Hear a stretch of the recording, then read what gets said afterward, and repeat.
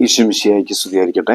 തെനാക്ക് ആണ്ടുവട്ടത്തിലെ 14-ാമത്തെ ആഴ്ചയിലെ ശനിയാഴ്ച മത്തായിയുടെ സുവിശേഷം 10-ാം അധ്യായം 26 മുതൽ 33 വരെയുള്ള വാക്യങ്ങൾ.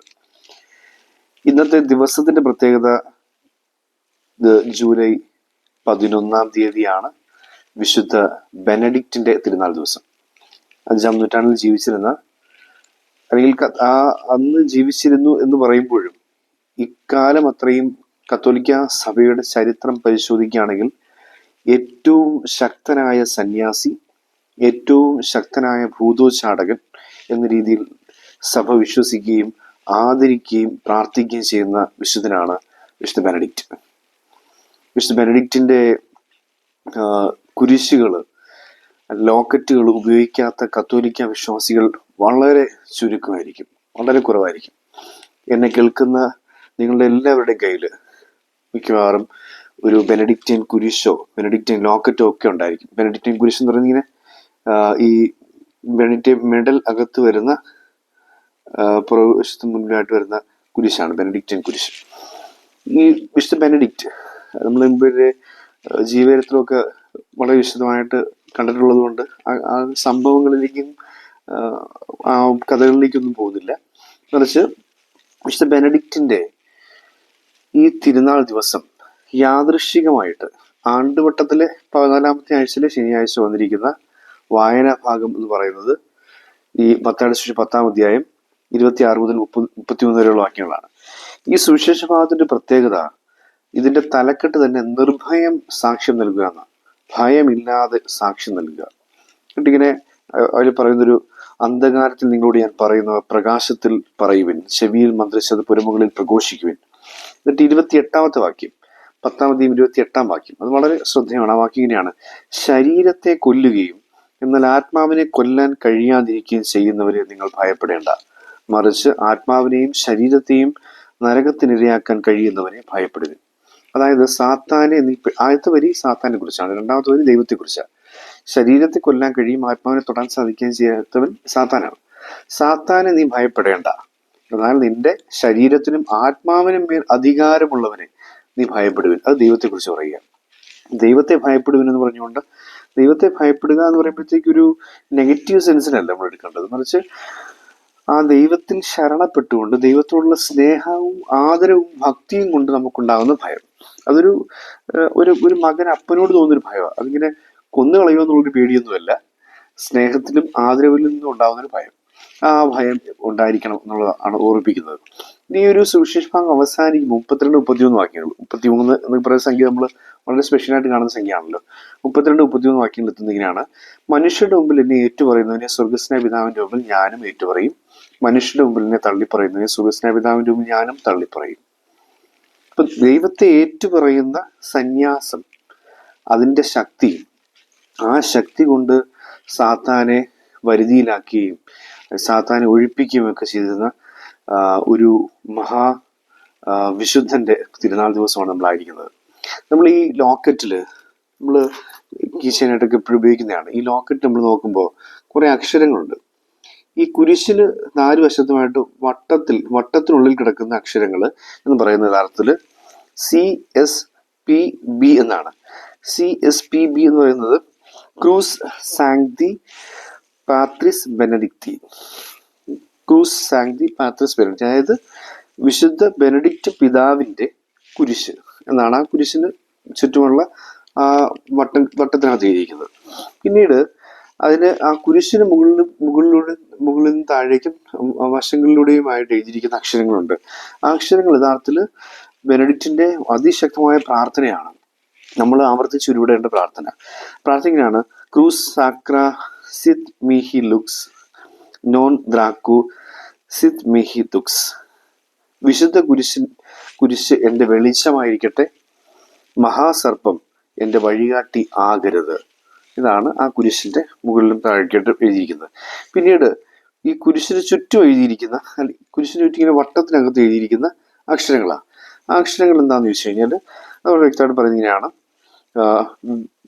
വേദേ റെത്രോ സാത്താന നും കുവാം സ്വാദെ മിഹിവാന സുന്ദ് മാല ക്വി ലീബിസ് ഇബ്സെ വേനേന ബിബാസ്. എൻ്റെ ഈ പ്രൊണൗൺസിയേഷൻ അത്ര പെർഫെക്റ്റ് ആണെന്ന് നിർബന്ധമില്ല, പക്ഷെ ആ അക്ഷരങ്ങൾ സൂചിപ്പിക്കുന്നത് ഈ പ്രാർത്ഥനയാണ്. അർത്ഥം ഇങ്ങനെയാണ്: സാത്താനെ നീ പിന്നോട്ട് പോവുക. ഹുപ്പഗി ഒപ്പിസമു സാത്താന എന്ന് ഈശോ പറഞ്ഞ വാക്യം. സാത്താനെ നീ പിന്നോട്ട് പോവുക, വ്യർത്ഥമായ ചിന്തകൾ എനിക്ക് നൽകരുത്, വ്യർത്ഥമായ ചിന്തകൾ എനിക്ക് നൽകരുത്.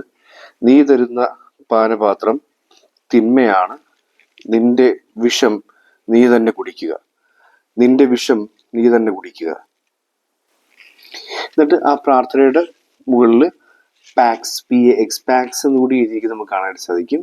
അതായത് പീസ് എന്നാണ് അർത്ഥം, സമാധാനം. അപ്പം സാത്താനെ ഭയപ്പെടാതിരിക്കുകയും ദൈവ തിരുസന്നിധിയിൽ എളിമയോടുകൂടി നിൽക്കുകയും ചെയ്യുന്നവന് അവകാശപ്പെട്ടതാണ് സമാധാനം എന്ന് പറഞ്ഞുകൊണ്ടാണ് നമുക്കിതിനെ വായിച്ചെടുക്കാൻ സാധിക്കുക.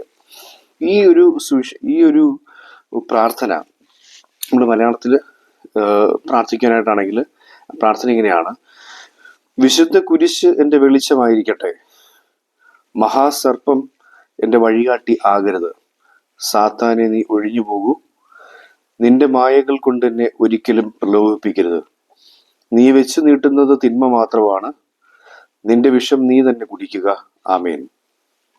ഒരിക്കൽ കൂടി പ്രാർത്ഥിക്കുകയാണ്: വിശുദ്ധ കുരിശ് എൻ്റെ വെളിച്ചമായിരിക്കട്ടെ, മഹാസർപ്പം എൻ്റെ വഴികാട്ടി ആകരുത്, സാത്താനെ നീ ഒഴിഞ്ഞു പോകൂ, നിന്റെ മായകൾ കൊണ്ട് എന്നെ ഒരിക്കലും പ്രലോഭിപ്പിക്കരുത്, നീ വെച്ചു നീട്ടുന്നത് തിന്മ മാത്രമാണ്, നിന്റെ വിഷം നീ തന്നെ കുടിക്കുക.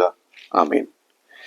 ഈ വിശുദ്ധ ബെനഡിക്റ്റിന്റെ പ്രാർത്ഥന നമ്മൾ ചൊല്ലുമ്പോൾ ഓർക്കേണ്ട ഈ പ്രാർത്ഥന ചൊല്ലുകയും ഈ ലോക്കറ്റ് ഉപയോഗിക്കുന്ന, ഈ ലോക്കറ്റ് ഉപയോഗിക്കുമ്പോഴും ഈ കുരിശ് ഉപയോഗിക്കുമ്പോഴൊക്കെ ഈ പ്രാർത്ഥന ചൊല്ലിക്കൊണ്ട് തന്നെ ഉപയോഗിക്കുമ്പോൾ അതിന്റെ ശക്തി ഇരട്ടിക്കുകയാണ്. വെറുതെ നമ്മളിങ്ങനെ വെഞ്ചരിപ്പിനെ കുറിച്ച് കൂടി പറയാം. യഥാർത്ഥത്തിൽ സഭയുടെ വിശ്വാസ പാരമ്പര്യം അനുസരിച്ച് മറ്റൊന്നിനെ വിശുദ്ധീകരിക്കുവാനും മറ്റൊന്നിൽ നിന്നും സാത്താനെ ഒഴിച്ചു നിർത്തുവാനും വേണ്ടി ഉപയോഗിക്കുന്ന വസ്തുക്കളുണ്ട്. അതിന് പ്രത്യേക വെഞ്ചരിപ്പുണ്ട്. വെറുതെ ഇങ്ങനെ ഒരു വൈദികന്റെ അടുത്ത് കൊണ്ട് കൊടുക്കുമ്പോൾ സാധാരണ വൈദികര് ചെയ്യാറുള്ള കാര്യമാണ് ഇതിങ്ങനെ വാങ്ങിച്ച് കൈ പിടിച്ചിട്ട് ഇങ്ങനെ സ്പോണ്ടേനിയസ് ആയിട്ട് അവരുടെ ഇങ്ങനെ സ്വയം പ്രേരിതമായ ഒരു പ്രാർത്ഥനയൊല്ലും, എവിടെയും പ്രിന്റഡ് പ്രാർത്ഥനയൊന്നുമല്ല, ഒരു പ്രാർത്ഥനയൊല്ലും ഓതുവെള്ളം കൂടെയും ഹോളി വാട്ടർ കൊടുത്തിട്ട് തിരിച്ചു തരും. നമ്മൾ ഓർക്കണം, ഈ ഹോളി വാട്ടർ ബ്ലസ് ചെയ്യാനും നമ്മൾ കണക്കിൻ്റെ ഒരു മണ്ടത്തരം കാണിക്കാറുണ്ട്. ഒരു കുപ്പിയിൽ വെള്ളമൊക്കെ എടുത്തുകൊണ്ട് അച്ഛന്മാരത്തിന് കൊടുക്കും. അച്ഛനിങ്ങനെ കുപ്പിയിലെ വെള്ളം എടുത്തിട്ട് കുപ്പിക്കും ഇതേ ആശീർവദിച്ച് വെഞ്ചരിച്ച് കൊടുക്കുന്നു. പക്ഷെ അതിന് മറ്റൊന്നിനെ വിശുദ്ധീകരിക്കാൻ ഉപയോഗിക്കുന്ന വിശുദ്ധ വസ്തുവാണ് ഈ ഹോളി വാട്ടർ എന്ന് പറയുന്നത്. അത് അങ്ങനെ വിശുദ്ധീകരിക്കാനുള്ളതല്ല. അത് റോമൻ മിസൈലിനകത്ത്, ദിവ്യപൂജാ ഗ്രന്ഥത്തിനകത്ത് പറയുന്ന ഔദ്യോഗികമായ പ്രാർത്ഥന സ്റ്റോളിട്ട് ചൊല്ലി പ്രാർത്ഥിച്ച് വെഞ്ചരിക്കുമ്പോഴാണത് ഓതുവെള്ളമാവുന്നത്, ഹോളി വാട്ടർ ആവുന്നത്. അതുകൊണ്ട് വേണം പിന്നീട് നമ്മൾ നമ്മുടെ പരിസരവും നമ്മളെയൊക്കെ വിശദീകരിക്കേണ്ടത്. എന്ന് പറഞ്ഞ പോലെ ബെനഡിക്റ്റൈൻ കുരിശും ബെനഡിക്റ്റൈൻ ലോക്കറ്റും വെഞ്ചരിക്കുന്നതിന് സഭയ്ക്ക് ഔദ്യോഗികമായൊരു പ്രാർത്ഥനയുണ്ട്, വെബ്സൈറ്റിലൊക്കെ ഉണ്ട്. നമുക്ക് എൻ്റെ അടുത്ത് ആദ്യം പ്രാർത്ഥിക്കാൻ വരുമ്പോഴത്തേക്ക് ഞാൻ ഇംഗ്ലീഷ് പ്രാർത്ഥന blessing of the Benedict medal of cross എന്ന് പറഞ്ഞൊരു ഗൂഗിളിൽ സെർച്ച് ചെയ്താൽ കിട്ടും.